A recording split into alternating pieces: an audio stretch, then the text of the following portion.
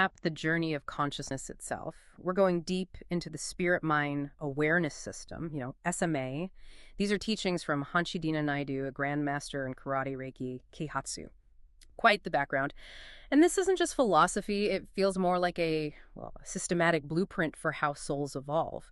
So our mission today is to trace these SMA teachings, these stages of cosmic and soul progression, right from the very beginning of existence, all the way through reincarnation and the kind of education the soul apparently needs. It really is a whole cosmology. Yeah. And before we get into the soul's journey, we have to set the foundation. According to these teachings, consciousness isn't just in the universe. It is the source, the single eternal source of everything. It's defined as the alpha and omega, the absolute beginning, the absolute end. Okay, so consciousness is the source, but how does it shift? How does it go from being this eternal, maybe static thing to generating, well, everything, this dynamic reality we're in? Right. The source material gives a specific trigger. It apparently started when consciousness became self-aware. That moment of realizing itself, that was the starting gun, pushing it into what's called the becoming stage. Becoming. And this whole move into becoming kicked off with a sound, the primordial sound, AUM. What's really interesting is how this sound then set up the mechanism for everything else that followed. Creation, manifestation. It's described as a very deliberate chain of events. Let's unpack that chain, because it sounds crucial, not just poetic. It seems to define how reality is structured in this view. Exactly. The sequence is direct. Awareness created thought. Okay. Thought created vibration. Vibration created word. And finally, word created action. And this whole flow gets summed up in 3 core stages that apply to everything: awareness, becoming, and being. Huh. If thought creates vibration, and that vibration creates the physical, that has some pretty direct implications, doesn't it, for how our own thoughts and actions work? It connects the mental and physical right from the start. It absolutely does. And once that basic chain was set, the physical universe had to emerge. Consciousness basically said, let there be life. And to make that happen, it dramatically cranked up its own vibrational frequency. The result, this huge acceleration, and the universe just burst into being. Wow. So the physical universe is like concentrated, accelerated consciousness. Okay. But life itself, the sources say it unfolds sequentially, almost like a mandatory tour of duty through different forms. It starts with stars and planets, obviously.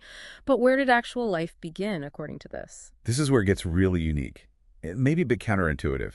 The teaching state life first sprouted when, well, rocks formed and had served their time. Wait, rocks. Life starts in rocks. That's unusual. We need to pause on that. Why rocks? Well, if you think about the whole picture, it sort of underlines how complete consciousness is. It's not enough to just pop out of the cosmos. Yeah. Consciousness has to animate even the most basic geological parts of a planet first. Think of the rock as the Earth's foundation. It has to be touched by consciousness before anything else can really grow from it. It's the absolute starting point. Okay, I see the logic there. It's like climbing a ladder, starting from the very bottom rung, the inanimate. Exactly. And from that rock foundation, the path is systematic. Consciousness moves from rocks into vegetation. Right. Then into insects. Then it advances to animals. And only after going through that whole spectrum, then consciousness finally shows up in human form. So being human is actually the end point of this incredibly long, multi-stage evolution through different forms. But when it first arrives in a human body, it's not enlightened. It's called a new soul. And the courses are very clear. These new souls carry the raw traits of their immediate past lives as wild animals. They do, yeah. They're basically starting the human spiritual curriculum from a really tough spot, ethically speaking. The sources even list the specific animalistic behaviors they bring, things that have to be dealt with right away in those first human lives. And those examples really hit home how hard those first lives must be. We're talking about lust leading to rape, anger leading to killing, greed leading to theft, jealousy leading to corruption. That's a rough starting point for any soul. It really is.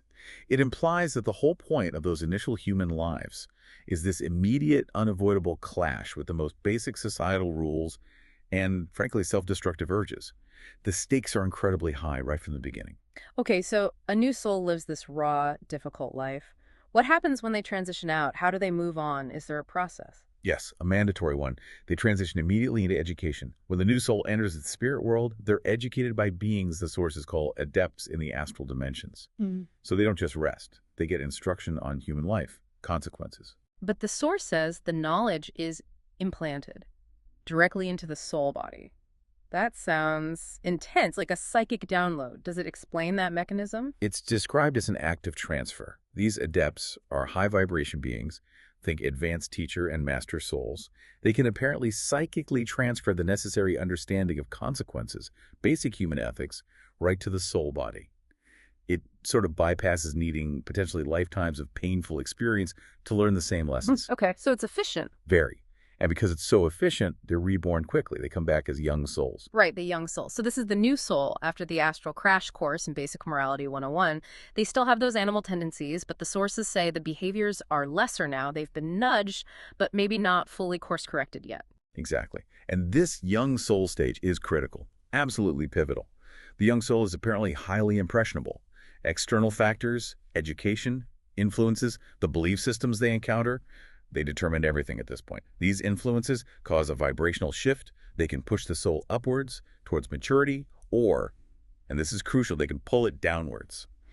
So the company you keep, the ideas you absorb, they aren't just social things. They literally shape the soul's vibrational state and its whole evolutionary path. Absolutely. The sources put huge emphasis on vibrational frequency, gaining higher frequencies by seeking out, quote, good company and influences.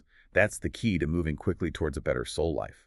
And conversely, the sources are quite direct in saying the world has belief systems, even religions, that can be either good for the soul or extremely harmful. It really highlights the weight of choices at this stage. But it's not always a slow climb based on good choices, right? Sometimes something more dramatic happens. The sources mention catalysts. Yes, exactly. Sometimes souls get, well, fortunate enough to have a radical interruption, an out-of-body experience maybe, or a near-death experience. These kinds of traumatic but revelatory events can apparently shock a soul onto a faster track towards enlightenment, towards Kihatsu, as the SMA system calls it. Keihatsu, right. And just for context, that term often comes up in martial arts and related disciplines. It implies a sudden breakthrough, a deep realization about the universe, not just general awakening. Precisely.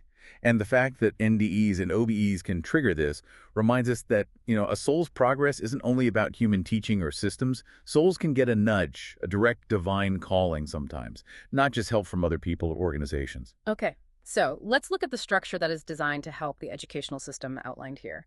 Given that influences are seen as good or harmful, the SMA teachings lay out a tiered curriculum, and it seems based entirely on the soul's maturity level.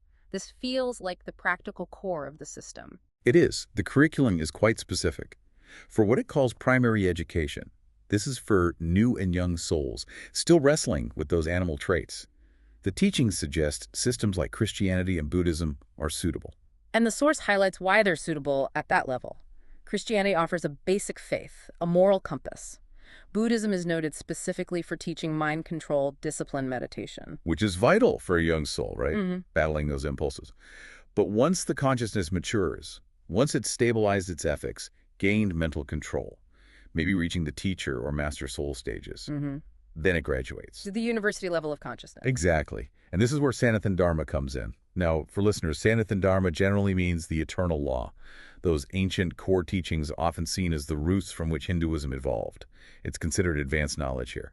And we should probably be really clear here. This specific educational structure, placing Christianity and Buddhism as primary and Sanathan Dharma as university, this is within the context of the SMA system and its path to Kihatsu.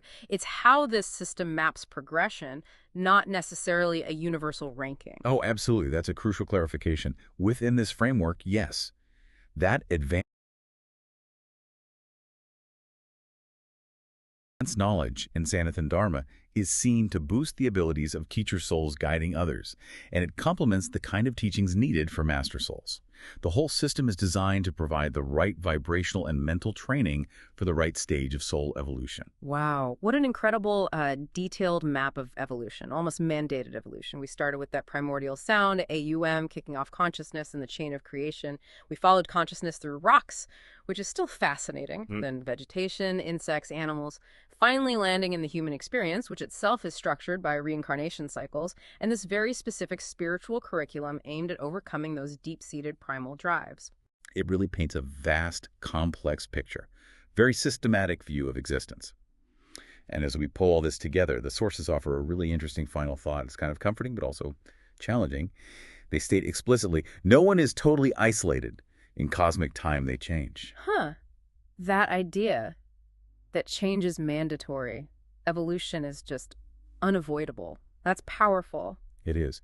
And it leaves you with a question, doesn't it? If you know you will change eventually, that your soul will move upward through cosmic time, inevitably, what does that mean for the pressure to make good upward choices right now in this life? Does the cosmic guarantee lessen the urgency, or does it actually intensify your immediate responsibility to seek out those good influences, those higher vibrations? That's really the challenge of the being stage, isn't it? That is a perfect thought to end on. This unavoidable cosmic current pushing us, yet our immediate choices steering the boat.